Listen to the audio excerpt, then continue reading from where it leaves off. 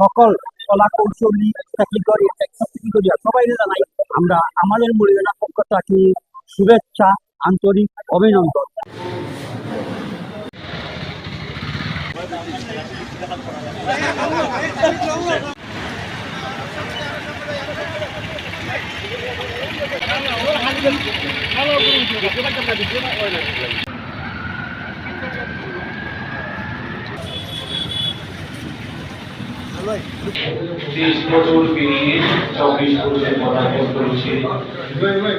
আপনারা জানেন শুরুর পর থেকে অনেক চলাফেরা পেরিয়ে 24 বছরের পথে পদার্পণ করেছে।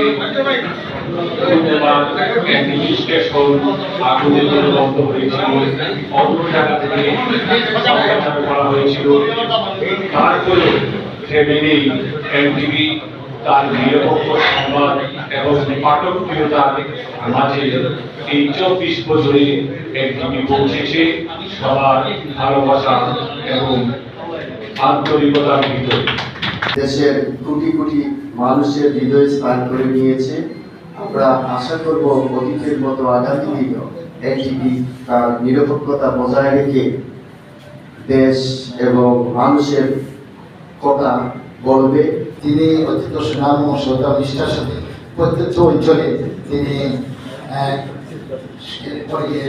খবর সংগ্রহ করে এখানে পরিবেশন করেন এবং মহিলাদের বিভিন্ন যে সমস্যা রয়েছে সে সমস্যাগুলো তুলে ধরার জন্য তাকে অনেক অনেক ধন্যবাদ জানাচ্ছি। সাপ্তাহিক জলদূত সেটার একজন রিপোর্টার ছিলাম।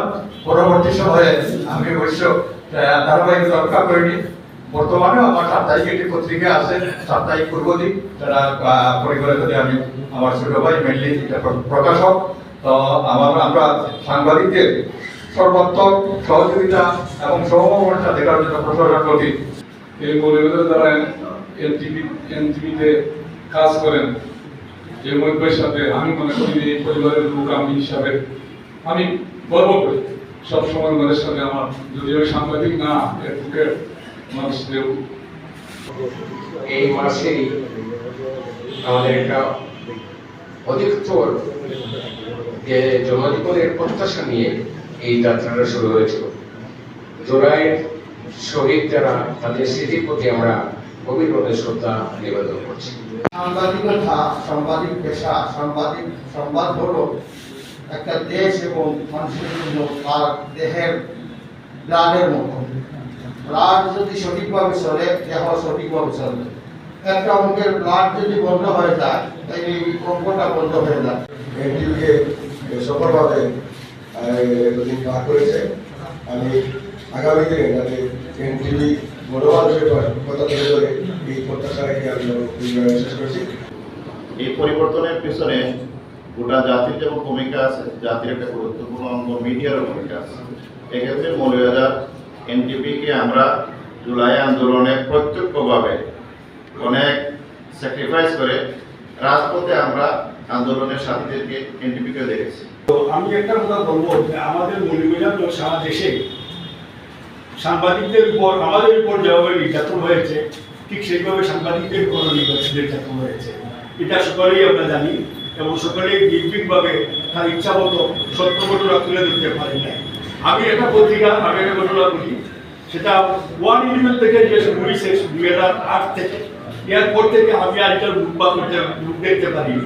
কারণ তখন আমার মতো সক্রিয় রাজনীতির সাথে জড়িত ব্যক্তি একটা পত্রিকা বের করবে, এটা হয় না।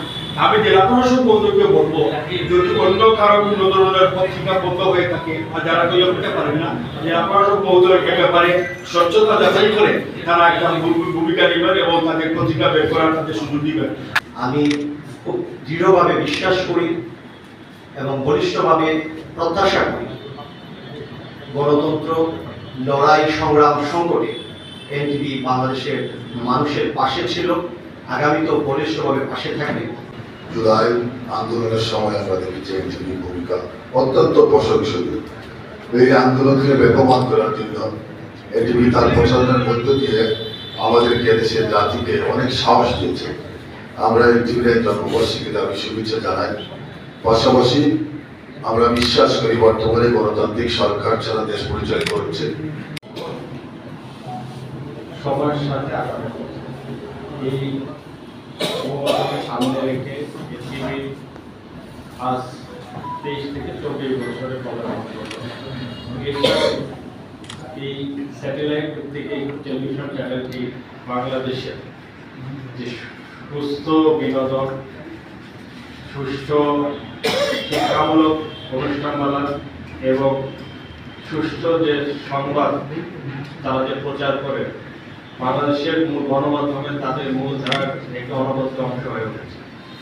আমি তাই আজকে এই প্রতিষ্ঠা বার্ষিকীতে আমি মৌলভীবাজার জেলা পরিষদের তরফ থেকে এনটিভির সাথে সংশ্লিষ্ট সকলকে শুভেচ্ছা জানাচ্ছি। তো আমি এনটিভি পরিবারকে ধন্যবাদ এবং কৃতজ্ঞতা জানাবো আমাকে আমন্ত্রণ জানানোর জন্য।